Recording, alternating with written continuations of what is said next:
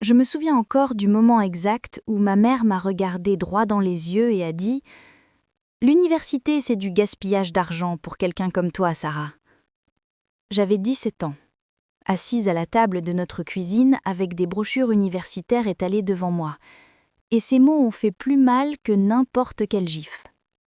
Mon frère aîné, Daniel, venait d'être accepté à l'université d'État avec une bourse partielle, et toute la maison débordait de fierté depuis des semaines. Mais quand j'ai mentionné que je voulais postuler dans des universités, la pièce est devenue silencieuse. Mon père n'a même pas levé les yeux de son journal. « Sois réaliste, a-t-il dit d'un ton plat. Daniel, c'est l'intellectuel de cette famille. Tu devrais peut-être envisager un IUT ou une bonne formation de secrétariat. » Le truc avec le fait d'être étiqueté comme la moins douée dans sa famille, c'est que ça arrive si progressivement qu'on ne s'en rend presque pas compte jusqu'à ce que l'étiquette soit déjà permanente. Daniel avait toujours été bon à l'école, le genre de gamin qui rapportait d'excellentes notes sans vraiment se forcer. Moi, je devais travailler pour chaque note, restant debout tard avec des fiches de révision et des guides d'études, réécrivant mes notes jusqu'à ce que ma main me fasse mal. Quand Daniel obtenait un 19 sur 20 à un examen, c'était normal. Quand j'obtenais un 19, c'était « bon, ce prof doit noter facile ». Au moment où le lycée est arrivé, le récit était gravé dans le marbre. Daniel était brillant, moi je faisais juste de mon mieux. Ce que ma famille ne savait pas, c'est que faire de mon mieux m'avait donné une moyenne parfaite de 4.0 pendant 3 années consécutives. Ils ne le savaient pas parce qu'ils n'ont jamais demandé. Ils ne sont pas venus à la soirée des récompenses académiques quand j'ai reçu le certificat du tableau d'honneur du principal. Ils n'ont pas remarqué quand j'ai passé le SAT 2 fois en silence, étudiant pendant des mois avec des livres que j'avais achetés avec l'argent de mon travail à temps partiel à la bibliothèque. Ils n'ont certainement pas remarqué quand j'ai commencé à recevoir des emails des bureaux d'admission universitaires, des emails que je lisais sur mon téléphone sous la table pendant le dîner, le cœur battant d'espoir. En première, j'ai commencé à prendre les candidatures universitaires au sérieux. J'ai fait des recherches obsessionnelles sur les bourses, apprenant qu'il existait des opportunités de scolarité complète pour les étudiants avec mes notes et mes scores d'examen. J'ai découvert que certaines des universités les plus prestigieuses du pays avaient des programmes spécialement conçus pour soutenir les étudiants de première génération. Je passais mes pauses déjeuner dans le bureau de la conseillère d'orientation, travaillant avec Madame Patterson, qui fut la première personne à me dire « Sarah, tu n'es pas juste du calibre universitaire, tu es du calibre de l'Ivy League. » Je ne l'ai pas cru au début. Comment pouvais-je être du calibre de l'Ivy League quand mes propres parents pensaient que l'IUT visait trop haut? Mais Madame Patterson m'a montré les chiffres. Ma moyenne de 4.0, mon score SAT de 1570 que j'avais obtenu à ma deuxième tentative, mon travail bénévole au centre d'alphabétisation locale, où je donnais des cours particuliers à des enfants de primaire chaque samedi, mon essai sur le fait d'être sous-estimé et d'utiliser ça comme carburant pour prouver que tout le monde avait tort. Sur papier, j'étais exactement ce que les meilleures universités recherchaient. Alors j'ai postulé, en secret principalement. J'ai utilisé mon email de la bibliothèque, parce que je ne pouvais pas risquer que mes parents voient des lettres d'acceptation ou de refus. J'ai demandé à Madame Patterson d'être mon point de contact pour tous ceux qui arriveraient par l'école. J'ai payé les frais d'application avec mon propre argent, soigneusement économisé de mon travail à temps partiel à la bibliothèque. En décembre de ma terminale, j'avais soumis des candidatures à 12 établissements, dont Stanford, MIT, Northwestern, Johns Hopkins et Yale. J'ai dit à mes parents que je postulais à l'IUT locale et peut-être à l'université d'État comme objectif ambitieux. Ils semblaient soulagés que j'étais raisonnable. Le dîner de Coël cette année-là fut le moment où tout a commencé à basculer. Nous étions chez ma tante Linda, toute la famille élargie entassée autour de sa table de dents-manger. Daniel était rentré après son premier semestre à l'État, portant son sweat universitaire comme un insigne d'honneur. Tout le monde voulait entendre parler de ses cours, de son colocataire, de ses projets de se spécialiser en commerce. Quand l'attention s'est finalement tournée vers moi, mon oncle Robert m'a demandé « Alors Sarah, quel est ton plan après l'obtention du diplôme? Tu vas travailler à temps plein à cette bibliothèque ?» Avant que je puisse répondre, ma mère est intervenue. « Elle envisage les UT. peut-être un genre de programme administratif. On pense que c'est mieux pour elle de commencer petit, voir si elle peut gérer le travail de niveau universitaire. La table a hoché la tête avec sympathie, comme si j'étais un cas de charité avec lequel tout le monde devait être gentil. Daniel avait l'air mal à l'aise, mais n'a rien dit. Ma tante Linda m'a tapoté la main et a dit « C'est très raisonnable, ma chérie. L'université n'est pas pour tout le monde. » Je me suis excusée pour aller aux toilettes et j'ai vérifié mes emails. Il y avait un message de l'université de Stanford. Mes mains tremblaient tellement que j'ai failli laisser tomber mon téléphone. « Chère Sarah, félicitations. C'est avec un grand plaisir que nous vous offrons l'admission à la promotion 2024 de l'université de Stanford. » Je l'ai lu 3 fois. Assise sur le rebord de la baignoire de ma tante Linda. Les larmes coulaient sur mon visage. J'avais été acceptée à Stanford, et il m'offrait une prise en charge financière qui couvrait tout, frais de scolarité, logement, nourriture, livres, une bourse complète d'une valeur de plus de 280 000 $. Je n'ai rien dit à personne ce soir-là. Je suis retournée au dîner, j'ai mangé mon gâteau et j'ai écouté tout le monde discuter des notes médiocres du premier semestre de Daniel comme si c'était des réalisations révolutionnaires. Il avait obtenu 2 B et un C, ce qui apparemment allait bien parce que l'université, c'est un ajustement. Je me suis demandé ce qu'il dirait s'il savait que je venais d'être acceptée dans l'une des meilleures universités du monde. Au cours des 2 mois suivants, les acceptations continuèrent d'arriver. MIT en janvier avec une bourse complète au mérite, Northwestern en février avec leur prestigieuse bourse présidentielle de 185 000 $, Yale en mars, Johns Hopkins fin mars. En avril, j'avais été acceptée dans 9 des 12 établissements auxquels j'avais postulé, avec des packages d'aide financière complets ou presque complets de tous. J'ai gardé chaque lettre dans une boîte fermée sous mon bec. Parfois, tard le soir, je les sortais et je les relisais, juste pour me convaincre qu'elles étaient réelles. Mais, à la maison, le récit sur mon avenir empirait. En mars, mes parents m'ont fait asseoir pour ce qu'ils ont appelé une réunion de famille. Daniel était là aussi, l'air mal à l'aise. Mon père s'est éclairci la gorge. « Sarah, nous devons parler d'argent. L'université coûte cher et nous avons examiné nos finances. On pense que le meilleur plan est que tu travailles pendant 1 an ou 2, que tu économises et qu'ensuite tu fasses peut-être l'IUT à temps partiel. » Ma mère a hoché la tête avec enthousiasme. Ça fait juste sens.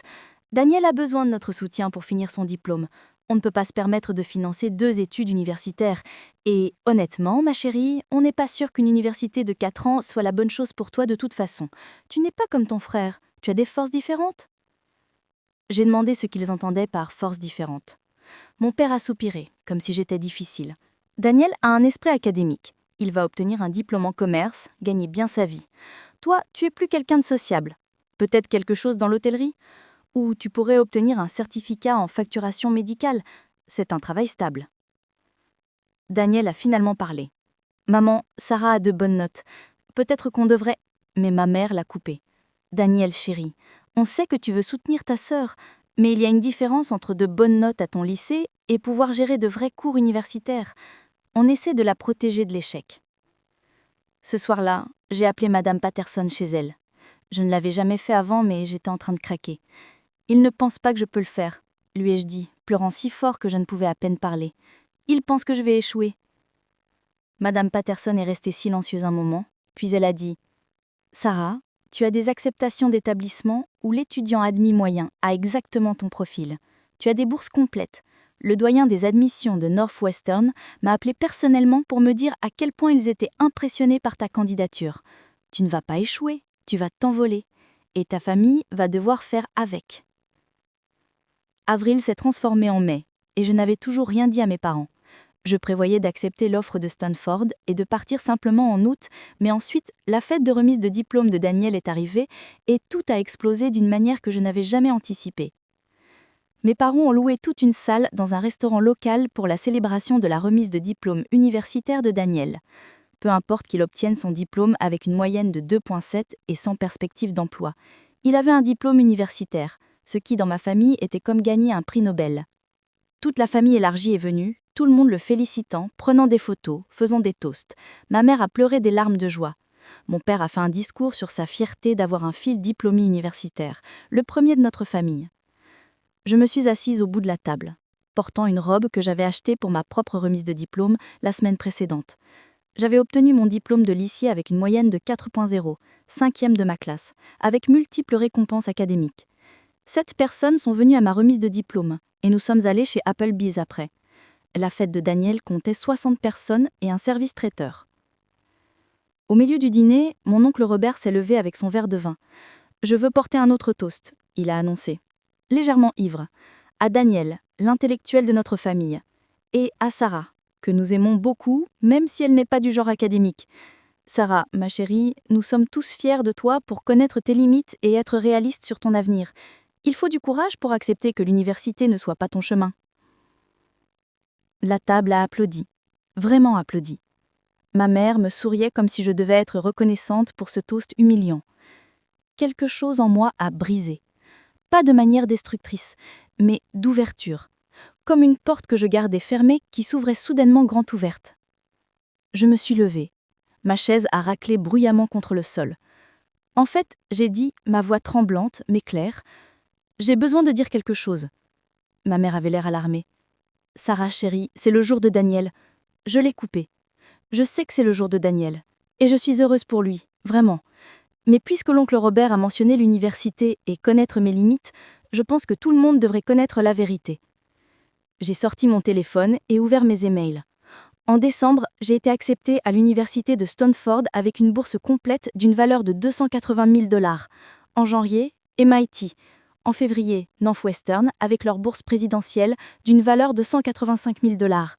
En mars, Yale et Johns Hopkins. En avril, j'avais 9 acceptations dans certaines des meilleures universités du pays, toutes avec une aide financière complète ou presque complète. J'ai aussi été nommée boursière nationale au mérite et reçu 3 bourses de recherche distinctes. La semaine dernière, j'ai accepté l'offre de Stanford. Je commence en septembre. La pièce est devenue complètement silencieuse. On aurait pu entendre une épine tomber. Le visage de ma mère est devenu blanc. Mon père me regardait comme si je parlais une langue étrangère. La bouche de Daniel était littéralement ouverte. L'oncle Robert s'est lentement assis. Ma tante, Linda, a parlé première. Sa voix incertaine. « Sarah ? Est-ce une sorte de blague ?» J'ai ouvert les lettres d'acceptation sur mon téléphone et j'ai commencé à le faire circuler autour de la table. De vrais emails, de vraies lettres, de vrais montants de bourse. Pendant que les personnes les lisaient, leur phasique passait par la même progression d'émotions. Confusion, choc, incrédulité. Puis lentement, la réalité s'installant. Ma mère a retrouvé sa voix. « Pourquoi ne nous as-tu rien dit ?» Son ton était accusateur, comme si j'avais fait quelque chose de mal. Je l'ai regardé directement. « Parce que tu m'as dit que l'université était du valage d'argent pour quelqu'un comme moi. Parce que tu m'as dit d'être réaliste et d'accepter mes limites. Parce que tu as fait une fête de remise de diplôme avec 60 personnes pour Daniel et tu m'as emmené chez Applebee's avec 7. Parce qu'à chaque fois que j'ai essayé de parler de mon avenir, tu m'as fait taire et tu m'as dit que je n'étais pas du calibre universitaire. » Mon père secouait la tête. « Sarah, on n'a jamais dit… » Je l'ai interrompu. « Papa, tu m'as littéralement dit il y a 3 mois que je devrais obtenir un certificat en facturation médicale parce que je n'ai pas un esprit académique comme Daniel. Tu m'as dit que vous ne pouviez pas vous permettre de financer 2 études universitaires. Mais voilà le truc, vous n'avez pas à financer la mienne. J'ai une bourse complète, gratuit, tout payé. » L'atmosphère de la fête était complètement morte. Les gens chuchotaient entre eux, regardant les lettres d'acceptation sur mon téléphone, faisant les calculs. Ma cousine Jennifer, qui était elle-même à l'université, a dit à voix haute « Attends, Stanford et le MIT, ce sont genre les 2 écoles les plus difficiles du monde pour rentrer. Sarah, quel était ton score SAT ?» Je lui ai dit « 1570. » Plus de chuchotements. Daniel avait obtenu 1200 et mes parents s'en étaient vantés pendant des mois.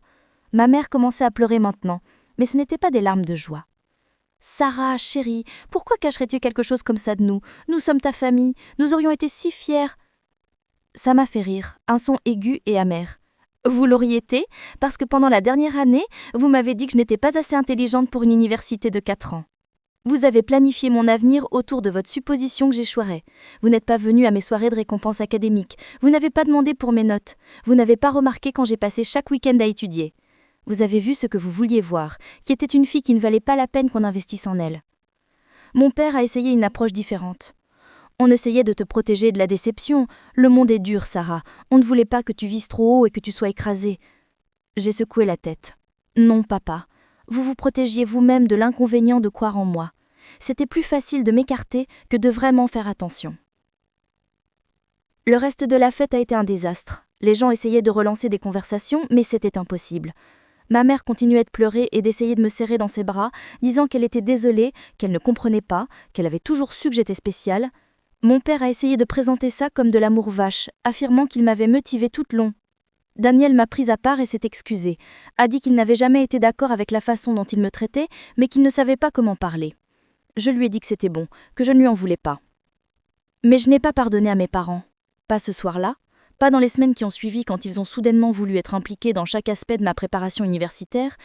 Ma mère voulait aller faire du shopping pour les fournitures de dortoir. Mon père voulait planifier une grande fête familiale d'adieu.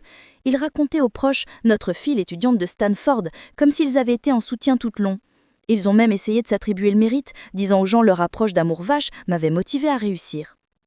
J'ai établi des limites immédiatement. Je suis allée faire du shopping pour le dortoir avec M. Patterson et sa fille à la place. J'ai décliné la fête d'adieu et j'ai eu plutôt un petit dîner avec les professeurs et conseillers qui m'avaient vraiment aidée. Quand mes parents ont demandé s'ils pouvaient venir avec moi le jour de l'emménagement à Stanford, j'ai dit non. Je leur ai dit qu'ils avaient clairement fait savoir qu'ils ne croyaient pas en ce chemin pour moi et j'avais besoin de commencer ce chapitre avec des gens qui me soutenaient vraiment. Ma mère m'a traitée de cruelle. Mon père a dit que j'étais injuste, que les parents font des erreurs. C'était peut-être vrai, mais leur erreur avait été fondamentale. Ils avaient décidé qui j'étais sans jamais se donner la peine de vraiment me connaître. Et maintenant, ils voulaient faire partie de l'histoire de succès qu'ils avaient essayé d'empêcher. J'ai déménagé à Stanford en fin août. Daniel m'a conduit, ce que j'ai apprécié. Nous avons parlé tout le long de la trage, vraiment parlé, peut-être pour la première fois. Il a admis qu'il avait toujours ressenti la pression d'être l'intelligent et que ça avait en fait rendu l'université plus difficile pour lui parce qu'il n'avait pas le droit de galérer. Je lui ai dit que je me sentais invisible toute ma vie. Nous étions tous les deux d'accord que nos parents s'étaient trompés, mais de manière différente avec chacun de nous. Stanford a été tout ce que j'avais rêvé et plus. Je me suis plongée dans mes cours, j'ai rejoint des groupes de recherche, je me suis fait des amis qui valorisaient l'intelligence et la curiosité. Ma première année, j'étais sur la liste du doyen les 2 semestres. Ma deuxième année, j'ai déclaré une double spécialisée en biologie et chimie. J'ai passé mes étés à faire des stages de recherche dans des laboratoires prestigieux. Pas une seule fois j'ai douté d'avoir ma place là-bas. Pas une seule fois je n'ai eu l'impression d'être dépassée. Mes parents ont essayé de rester en contact, mais je les ai tenus à distance. Ils appelaient et je donnais de brèves mises à jour. Ils demandaient s'ils pouvaient visiter et je disais que j'étais trop occupée. Quand je rentrais à la maison pour les vacances, j'étais polie mais distante. Ils continuaient à essayer de se vanter de moi pour les proches et j'ai commencé à recevoir des messages Facebook de membres de la famille qui voulaient soudainement renouer, qui se souvenaient de moi différemment de ce dont je me souvenais d'eux. En 3e année, j'ai postulé à des programmes de grandes écoles. J'ai été acceptée dans tous des programmes de doctorat entièrement financés en biologie moléculaire. J'ai choisi un programme à Johns Hopkins avec une allocation complète et une position de recherche garantie. Quand je l'ai dit à mes parents, ma mère a vraiment dit « On a toujours su que tu irais loin, tu tiens ton intelligence du côté de ma famille. » J'ai failli rire, failli. À la place, j'ai dit « Maman, tu m'as dit que l'université était du gaspillage d'argent pour quelqu'un comme moi. Tu m'as dit d'obtenir un certificat en facturation médicale. Tu ne peux pas réécrire l'histoire. » Elle s'est tue. Puis elle a dit « Sarah, chérie, je suis désolée, vraiment désolée. Je me suis trompée. Nous sommes trompés. Mais tu ne peux pas nous pardonner? Nous sommes tes parents, nous t'aimons. » J'ai réfléchi à ça pendant longtemps. M'aimait-il? Ou aimait-il la version accomplie de moi dont il pouvait se vanter? Aimait-il la version de moi qui est allée à l'IUT et obtenu un certificat en facturation médicale? J'ai obtenu mon diplôme de Stanford avec les plus hautes distinctions. Summa cum laude, Phi Beta Kappa, prix départementaux, tout. Mes parents sont venus à la remise de diplôme et je les ai laissés parce que j'avais suffisamment grandi pour prendre le chemin noble. Ils ont pris 1 million de photos et ont pleuré des larmes de fierté. Mais quand mes amis ont demandé qui ils étaient, je les ai présentés simplement comme mes parents, sans les histoires chaleureuses que tout le monde racontait sur leur famille de soutien.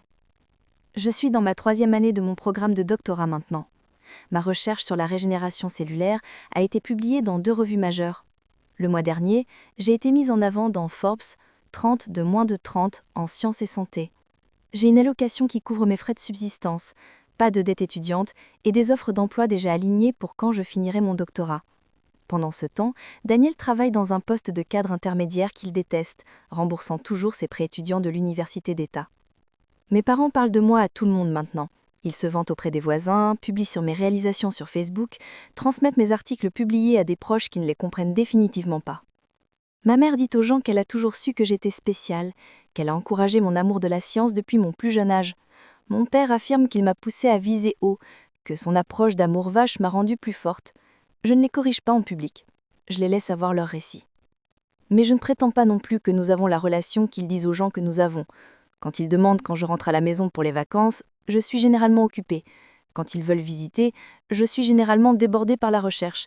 Quand ils essayent de me donner des conseils sur ma carrière, je change poliment de sujet. La vérité, c'est que j'ai construit cette vie sans eux. Chaque lettre d'acceptation, chaque bourse, chaque prix, chaque réalisation, je l'ai faite seule. Avec l'aide de professeurs comme Madame Patterson, qui ont vraiment cru en moi, avec le soutien d'amis qui m'ont valorisée pour qui j'étais, avec la détermination qui est venue d'être sous-estimée et de décider de prouver que tout le monde avait tort. Parfois, les gens me demandent si j'ai pardonné à mes parents. C'est une question compliquée. Je ne les déteste pas. Je comprends qu'ils sont des personnes imparfaites qui ont fait des erreurs. Mais pardonner ne signifie pas oublier. Ça ne signifie pas prétendre que le passé ne s'est pas produit. Ils ont passé 18 ans à me dire que je n'étais pas assez bonne, pas assez intelligente, pas assez digne pour la vie même que j'ai construite. Ils n'ont commencé à y croire qu'une fois que j'avais déjà réussi, sans leur croyance. Il y a des moments où ça fait encore mal. Quand je suis à un dîner de famille d'un ami et que je vois des parents qui demandent vraiment des nouvelles de la recherche de leur fille, qui comprennent ses accomplissements, qui ont cru en elle depuis le début. Quand je suis à une conférence et que quelqu'un mentionne sa famille de soutien, je ressens cet espace vide où ce soutien aurait dû être dans ma propre vie. Mais surtout, je me sens fière. Pas parce que j'ai prouvé que mes parents avaient tort, bien que ce soit un bonus agréable. Je me sens fière parce que je me suis prouvé à moi-même que j'avais raison. J'ai toujours su que j'étais capable de plus que ce qu'ils voyaient en moi. J'ai toujours su que je pouvais gérer l'académique rigoureux. J'ai toujours su que j'avais ma place dans ces classes lents, ces laboratoires, ces espaces où les gens me disaient que je n'avais pas ma place. La semaine dernière, ma mère m'a appelée. Elle voulait savoir si je serais disposée à parler à ma cousine adolescente Emma, qui galère à l'école et est douée d'elle-même. Elle a dit que je lui avais parlé de comment tu as surmonté les obstacles et tu t'es faite quelque chose. J'ai pensé que tu pourrais l'inspirer. J'ai accepté de parler à Emma. Nous avons fait un appel vidéo pendant 1 heure. Mais je ne lui ai pas raconté la version aseptisée que ma mère attendait probablement. Je lui ai dit la vérité. Je lui ai dit que parfois, les gens qui sont censés croire en toi le plus seront les premiers à douter. Je lui ai dit que leur doute ne définit pas ta capacité. Je lui ai parlé de postuler dans des universités en secret, de cacher des lettres d'acceptation sous mon lit, de construire une vie que personne ne pensait que je pouvais avoir. Emma a pleuré. Puis elle m'a dit que ses parents la poussaient vers une école d'esthétique alors qu'elle voulait étudier en ingénierie. Elle a dit qu'elle avait une moyenne de 3,8, mais que tout le monde lui disait que l'ingénierie était trop difficile, trop compétitive, pas pour des filles comme elle. Je l'ai aidée à rechercher des programmes de bourse. Je l'ai mis en contact avec mon ancienne conseillère d'orientation, Madame Patterson. Je lui ai dit que dans 2 ans, elle pourrait être où j'étais, tenant des lettres d'acceptation pour les écoles de ses rêves, même si personne ne pensait qu'elle pouvait y arriver. Après qu'on ait raccroché, ma mère a rappelé. « Qu'est-ce que tu lui as dit ? Elle parle soudainement du MIT et de Caltech. Je pensais que tu l'encouragerais à être réaliste. » J'ai souri, même si elle ne pouvait pas me voir. Je l'ai encouragée à être ambitieuse. C'est une différence ? Ma mère est restée silencieuse un moment. Puis elle a dit « Est-ce que c'est ce qu'on a fait mal avec toi ? On a essayé de te rendre réaliste quand tu avais besoin qu'on t'aide à être ambitieuse ?» C'était ce qui s'approchait le plus d'une vraie compréhension. J'ai dit « Oui, maman. C'est exactement ce que vous avez fait de mal. » Nous n'avons pas beaucoup parlé après ça. Je pense que la vérité était trop inconfortable pour elle. Mais j'étais bien avec ça. J'avais passé trop d'années à me faire plus petite pour correspondre à leur vision limitée de qui je pouvais être. Je n'allais plus faire ça. Le mois prochain, je vais défendre ma proposition de thèse.